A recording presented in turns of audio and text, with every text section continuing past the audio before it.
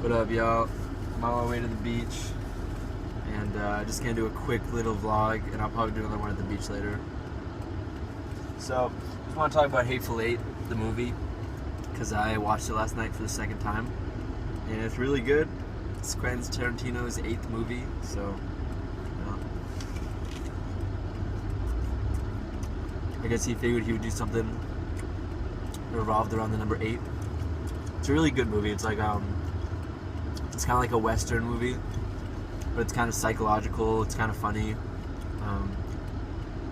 It's very dialogue intensive. The characters are really interesting.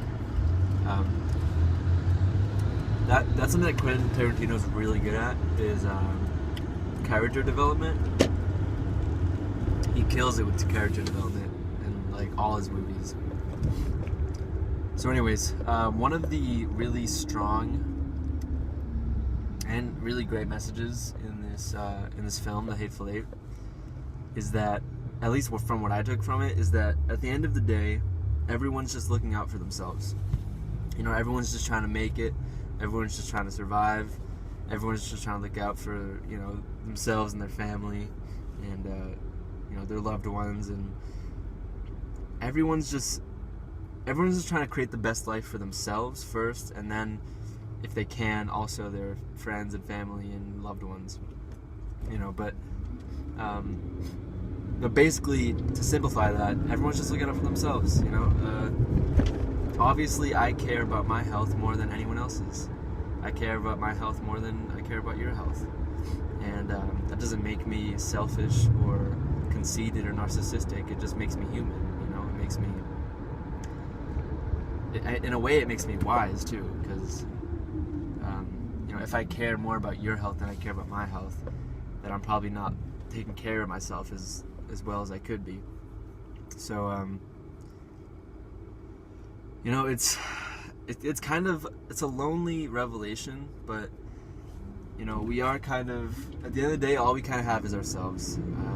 You can have as many friends as you want, as many family members as you want, but when you're all alone, just with your thoughts and just inside your body, you know, laying in bed awake at night, or whatever it may be, all you got is yourself, and you live with yourself and you die with yourself, and that's it. That's the way it goes, you know. And actually, my friend Ellie, she just recently wrote me a letter, and I haven't responded to it yet, but I'm going to write a response soon. In the letter, she said that she's been feeling more lonely lately, but she said it's been a nice revelation, because she's been realizing that you know, we are always alone with our thoughts. We're always alone with our feelings and our experience, because, you know, nobody can experience this life for us. I don't know what this person's doing, but just gonna go around them. Yeah, you know, like, no one can experience this for you. No one can live your life for you. You know, it's all up to you. Every decision you make, it's all up to you. And each one of us is alone in that way.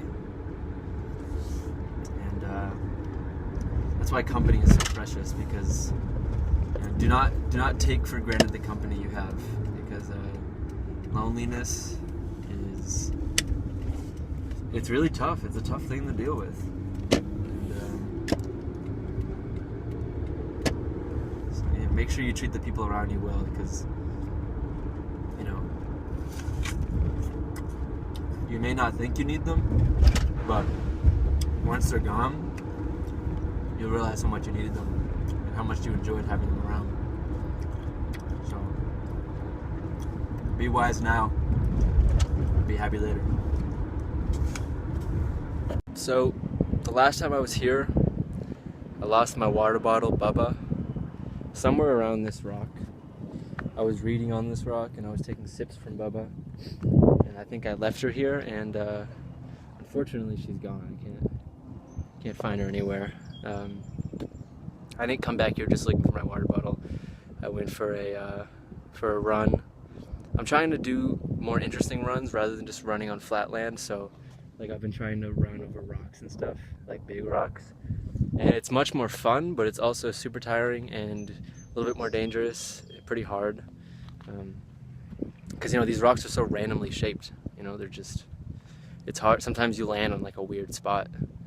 And you know, I had a hiking fall like 2 weeks ago, so I'm a little wary of injuring myself. But anyways, so yeah, here I am at in Hull, Massachusetts, as I come often. Just a beautiful location. The lighthouse over there, the city's over there. This is Hull. A little forest area back here. You can hear the birds. So today I wanted to talk about something that happened yesterday.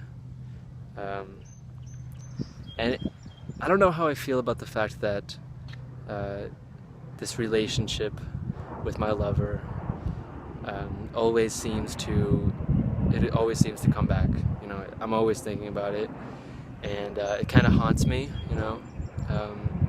Because while I'm grateful that it happened, I can't seem to get over the just the sad part of it, the part that like something really special to me is officially over. It's just, and the longer and longer we're apart and the more we interact, it feels like it's over, like forever, for good. And I know that's just I know that's not good thinking, because I'm just feeling bad for myself and making assumptions that are things that I don't want to assume, but I'm making them because I feel like negative and I feel pity. And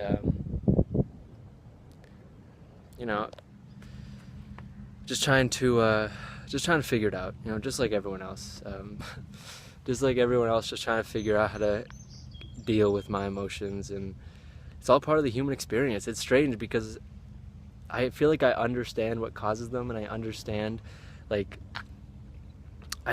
lot of things. It's just hard for me to actually, when I'm in the heat of the moment, it's hard for me to embody that understanding, to execute with that understanding. I feel like when I'm in the heat of the moment, when I'm having an intense conversation with my past lover, it's like I just all the emotions come back, and I become blind again. I start saying things I don't really mean, and I try very hard not to lash out, because I have felt a little angry about some of the reasons why she wanted to end it, and also just kind of the way that she's been acting about it.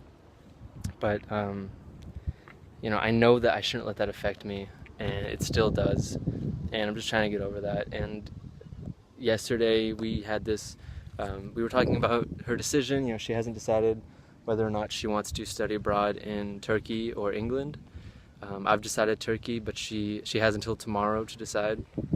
And so I was trying to help her. I was trying to help her make a decision. And then she said, we were going back and forth about the benefits and cons of both options. And she said she's not sure if she's strong enough to go to Istanbul. She feels like she might freak out when she gets there, just because it's so different. And I was trying to comfort her. I said, I'll be there with you if you go to Istanbul. And then she said, well, this aspect of my personal journey doesn't concern you. And man, that just it really hurt, but I couldn't figure out why it hurt so much. It just felt really harsh, and it made me wonder why we're talking if her personal journey doesn't concern me. And I don't know, I never know how to feel about these things, because she's right. I'm just trying to help her make a decision for her sake. I'm just trying to be a helpful friend in any way I can. And so then, but I bring myself into it, but in a consoling way. I'm just saying I'm your friend, and I'll be around if you need anything. That's what I was trying to say by saying I'll be there with you. And I don't know, but then she just says something that it's not me necessarily, and it's not even it's not even untrue necessarily. It's just kind of like, why you gotta go there? Like, why, when I'm trying to help you, when I'm having this long conversation with you about your decision, why you gotta, like, I don't know. I don't know who's in the wrong, or if anyone's in the wrong, or if I'm just like overthinking the whole sentence. And then there's always part of me that's like, why do I even care about any of this? Like, why am I spending hours of a day? Like, I mean, spending hours helping a friend make a decision, that's fine. Like, maybe, I think I spent a little too long, like I got a little too into it, but you know, spending time to help a friend out is okay, but, you know, like, just being sad for hours and feeling really flustered and confused just because of like one thing that somebody said, it's so silly. Like, it's a complete waste of time. And I don't know, I think I just need to like detach myself from her and just like everything that's not me, and not in like a selfish way, not in a narcissistic way, but just like detach the emotional part, because, you know, when I get overly emotional about things that don't really matter, it wastes my time, and it causes me pain, and it's just not good. I don't really see the good side of it. I guess I'm getting in touch with my painful emotions more, and maybe that can help me with creativity or something. But, you know, sometimes when I have conversations like that, I just feel depressed after, because nothing ever seems to go the way I want it to. You know, like, I feel like I'm always just looking for approval, or like a compliment, or just like something, like something that acknowledges me, you know, and that's just it's not healthy. I think it just comes from a lot of unrest within myself, just dissatisfaction with my own circumstances, and I'm not, you know, I think I lack pride in what I do. I don't feel like I've achieved a lot lately, and I think that's affecting how I feel on a day-to-day basis, and just the stuff, like the emotions that come out of me tend to be more negative when I'm not satisfied with myself. So,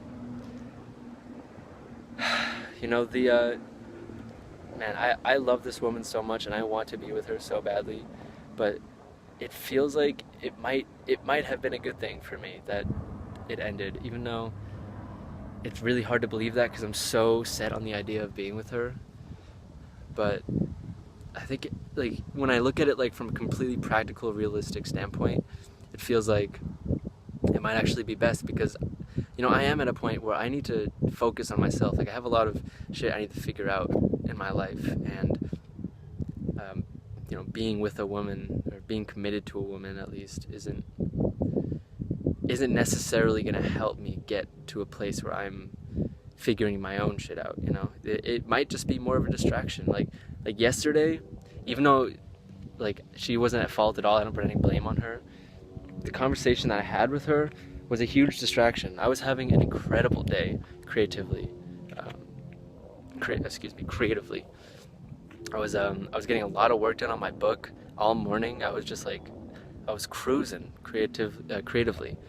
I can't say that word. And then she texted me, asking me for help with her. Actually, she didn't even ask me for help. She just sent me like a list of the pros and cons of each country from her perspective. And, you know, I gave some input, offered some insight, and it just turned into a long conversation about it.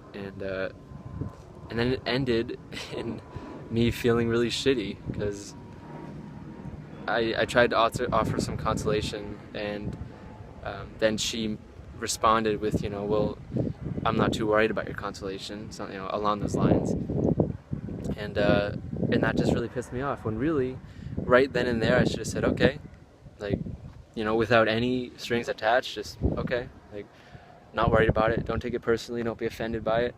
And I think when you get offended by stuff easily like that, it's, you know, that's just another reflection of unhappiness within inside you, you know, or like insecurity, you know, you don't feel full in yourself. So when someone says something that could be taken a wrong way, you take it the wrong way, and you just get super emotional. And luckily, like, I wrote up this.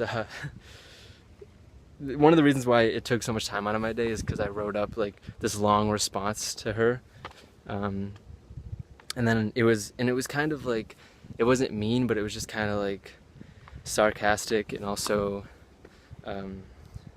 just kind of like lecturing her on why she shouldn't say stuff like that.